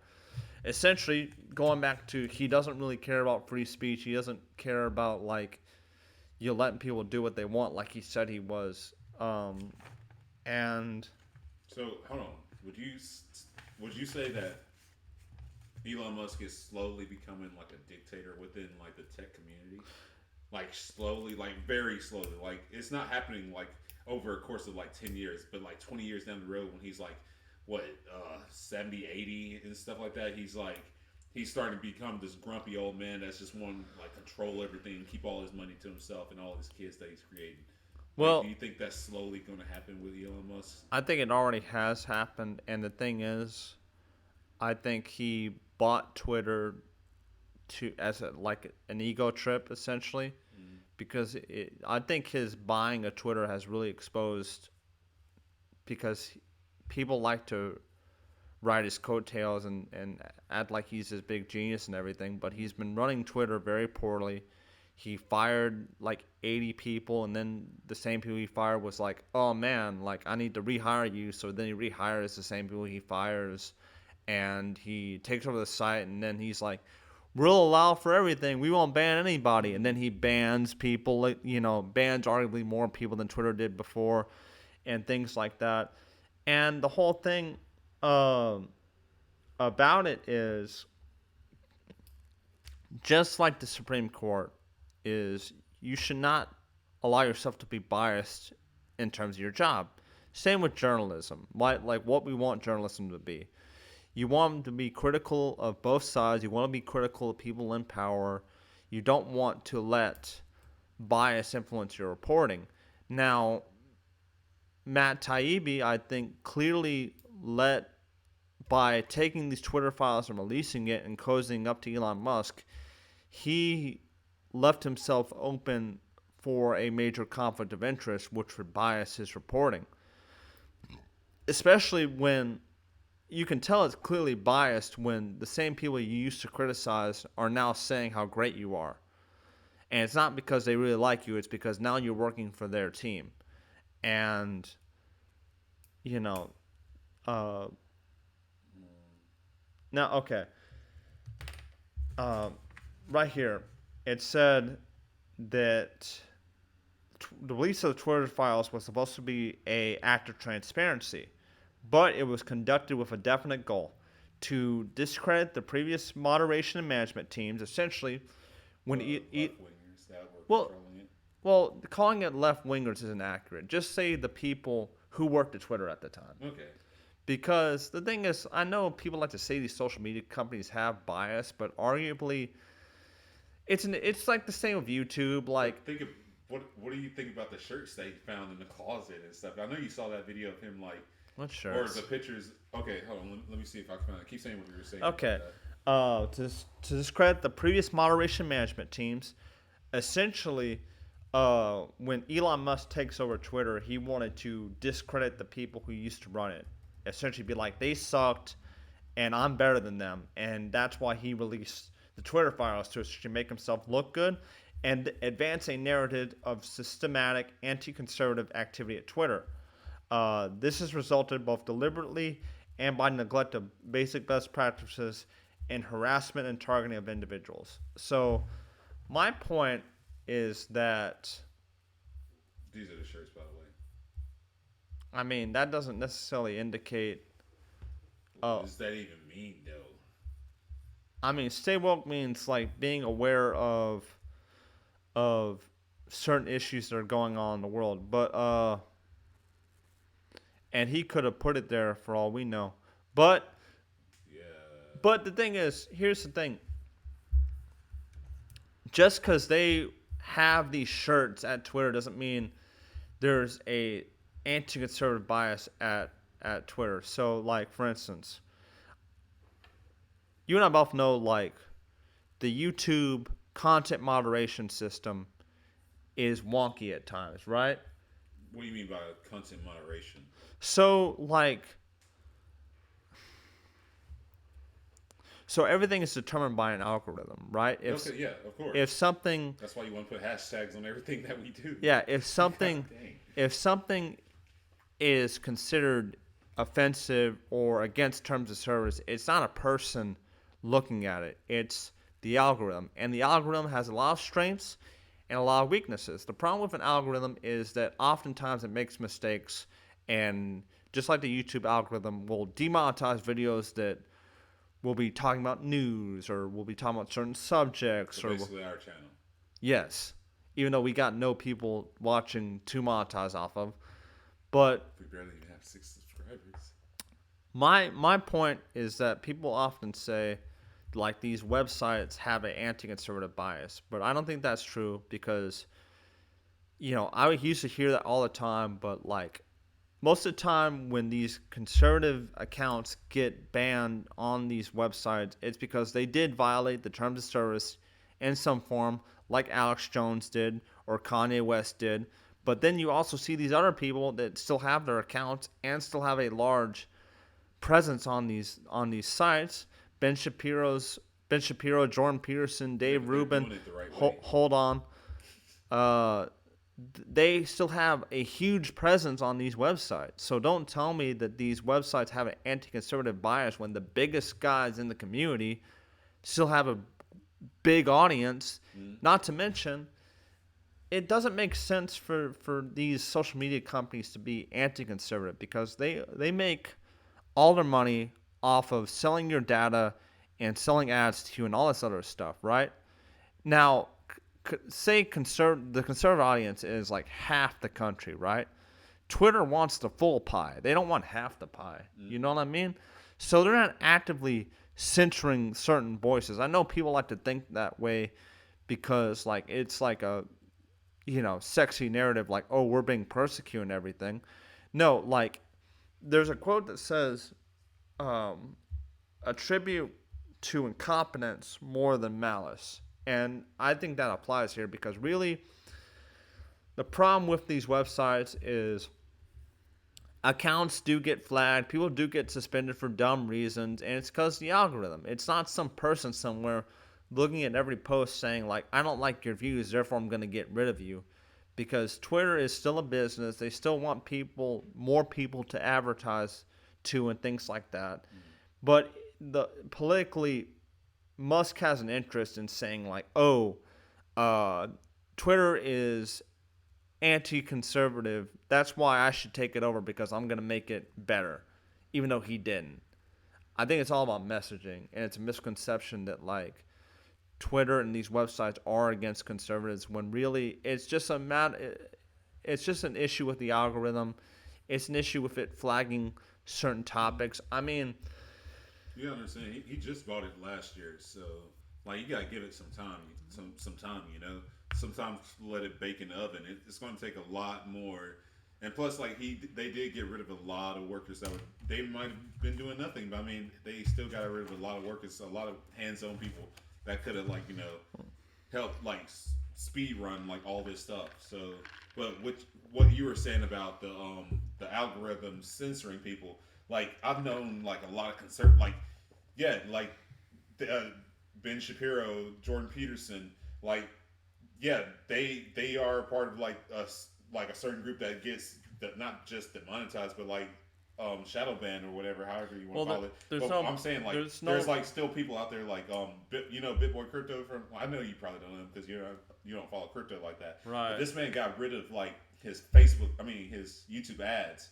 Like he just threw away the YouTube ad revenue and went straight to like a company like basically sponsoring them instead because they've like ever since like he's been up and running like for a whole like year this man wasn't like gaining subscribers because like he was being shadow banned and everything like that, right? Then CoffeeZilla puts out a video of him and like he gets like ticked up a little bit, but like he's still been like staying at one like area this whole time like for a whole year. And basically like he like what they're doing is like with the sponsorship that he's getting rid of the YouTube ads since they're not giving him anything anyway because they're shadow banning him because of the algorithm doesn't because he does like crypto stuff. He talks bad about like well he talks he talks his own opinion about the government system when it comes to like financial things because he's a part of that. But you, the reason like you don't see like Ben Shapiro or Jordan Peterson like getting shadow banned like that. Maybe they are in a way, but they have these sponsors that like pick them up so they don't have to worry about like that getting ripped out from underneath them when the algorithm comes after them. So well, that word does get thrown a lot. Shadow banning for one, like you can't prove you got shadow banned. It's all a feeling, and people act like it's just conservative. No, it's actually left leaning people too. So like for instance, YouTube's algorithm, YouTube's content suggestion system, uh, when it comes to news and politics, when you like look in your feed, it's going to suggest to you what it calls validated news sources. So like CNN, Fox News, whatever, right? These companies that like it deems to be trusted, which is why, for instance, Kyle Kalinske, host of Secular Talk, a left-wing YouTube channel, his subscribers, stayed like at 965 for like 6 months. It wasn't going up, or it wasn't going up like at all. Even though he was he went on Joe Rogan once or twice. He was doing all this stuff, and that's because like YouTube system doesn't recommend you those types of videos. It recommends like what they call authentic or like supported news sources. So it's less likely to forward you or recommend you those types of videos based off like you watching their videos. Like you have to go look for them. And I think that's more like what shadow banning is. And by comparison, Kyle Kalinske is just one guy. But like Ben Shapiro, he owns like his whole company. The Daily Wire, which is like it's a company. It's like now you're a supported news source, which means you're going to get more attention. You're going to get more views because you're a company. You're not just some guy in front of like a webcam. So that's what I think really shadow banning is. I got you. And yeah, it's the algorithm isn't good. I mean, it does censor some people. I don't think it's politically motivated. I think it's just like they don't know how to, like they when they tweak the algorithm, they're like, okay, let's ban certain posts that say certain words, or like when COVID-19 happened, like there were some people they were trying to reduce information. Getting us demonetized. Well, but like you see what I'm saying? Like me just saying it once could get you demonetized or get your account suspended, even though it's not misinformation. It's the algorithm picked up that you said this keyword, and we're just gonna take your account down. Yeah, it's like basically the auto captions on this video. Like they hear that word in that sentence, it's like, oh god, the auto captions get it. Then they send it to like the head like auto caption person, which is like an AI that's like, oh Jesus, let me put this over here so nobody can ever find it ever. So we're probably gonna get one view on it, and it's gonna be you watching it. Maybe I won't even be. I watch. I'll watch it. I watch it. I actually put it on before I go to sleep at night, just to see how good or bad we did. I watch it to see how bad I sound in my audio, because then I'll be sounding like. You'll see you'll see us have like 6 views on there, and that's just me on 2 different computers just watching it like randomly. Hey, we'll get those numbers up. We'll get up there. Tell all your friends. You got your especially on here. I'm starting. No, not yet. I sent Nick. I sent Nick. Nick, him. Well, I sent Jesse one of the shorts you sent me. Yeah, was it that good that you had to send it? That's what I'm talking about. I'm good at shorts. The FBI one. I like that one. Yeah. You know what's funny? I hope nobody ever watches that last podcast we did, because at the end of that podcast I was like, yeah, we're gonna put out a lot of shorts on this one. Only one short. I don't have video. Hey, well, in the streets and the streets. I actually might start just uploading like our podcast every other Wednesday instead of every Wednesday, since we don't do this every Wednesday, Yeah. So we're just gonna probably just do it every other Wednesday, and I'll just have like clips of it come out like throughout the week, like 2 or 3 days a week. I'll just have it like just coming out like a 20-minute video here, or like a 13-minute video here of a topic that we talked about and everything like that. Right. Well. We've rambled a whole lot. We've both been doing some rambling, but mainly me. No, I'm just trying to talk more. I'm actually starting to learn a lot. Listening to PBD and Joe Rogan and all them, I'm starting to learn a lot. And this guy. It's cool. It's pretty cool to like and streets. do all this. Well, Joe Rogan isn't exactly. Oh yeah. I've learned a lot about hunting right now. It makes me want to be like the guy. DMT, cold plunges. DMT, PSP, or definitely don't listen to Dave Rubin. PCP. There we go. Definitely don't listen to Dave Rubin. Well, he didn't talk that much in that podcast. He shouldn't talk at all. He shouldn't talk at all. Oh shoot! But yeah, that's probably the one podcast where PBD is not saying he's dumb, but he's literally the smartest person in that room. The smartest person. The guy in the video is smarter than both Rudy Giuliani and Dave Rubin. It's like the moderator, dude, can say one word and be smarter. This pen is smarter than Dave Rubin. Corduroy this pen. Dave Rubin interviewing this pen would be like, Penn, don't you think the left is just going out of control? And the pen's just like this. And then Dave Rubin's like, I agree with that.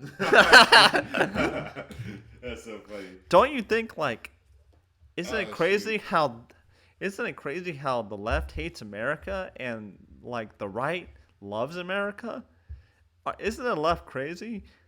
It's like, yeah, Elon Musk, the Twitter files. Elon Musk is going to help us colonize Mars. Sensational. Sensational. PBD's is like, very interesting, Dave. But have you read books? Why are you talking like Obama, but you said PBD? Have you read books on your lunch break? Yeah, I read your books. Dude, I'm and tired of this crap, bro. I read a book. I wrote a book called "Don't Burn This Book," and no one burnt the book because no one bought the book to burn it. What? That makes no sense, bro. Yes. Oh, that was good. Wow. Yes. Yes. Anyway, I don't think we got anything else to talk No, about. we're good. We're at the almost the 2 hour mark, so we're good, bro. Okay. We got this thing going. You want to do like the outro, or do you like me doing it now? All right, you do the outro. Yeah. Just don't get up. Why are you always getting up before I do this? I gotta pee, man. Oh my gosh. Wait, sponsored by Celsius. We're like Jake Paul. We never sleep. We're drinking Celsius. What the heck? We're not drinking anything like that. We're drinking barely Celsius. Drinking, whatever this is, Starbucks. Sponsored by Celsius and Prime. But if you guys like what we do, of course, like, I'm not going to promise the shorts this time because, you know, I hadn't done like a lot of those and everything like that. But if you like what we do, hit that like button, subscribe. You guys are amazing. Streets of the Sheets out. Adios. You want to yell something from the bathroom? I guess he didn't. Adios, guys. You have a blessed one.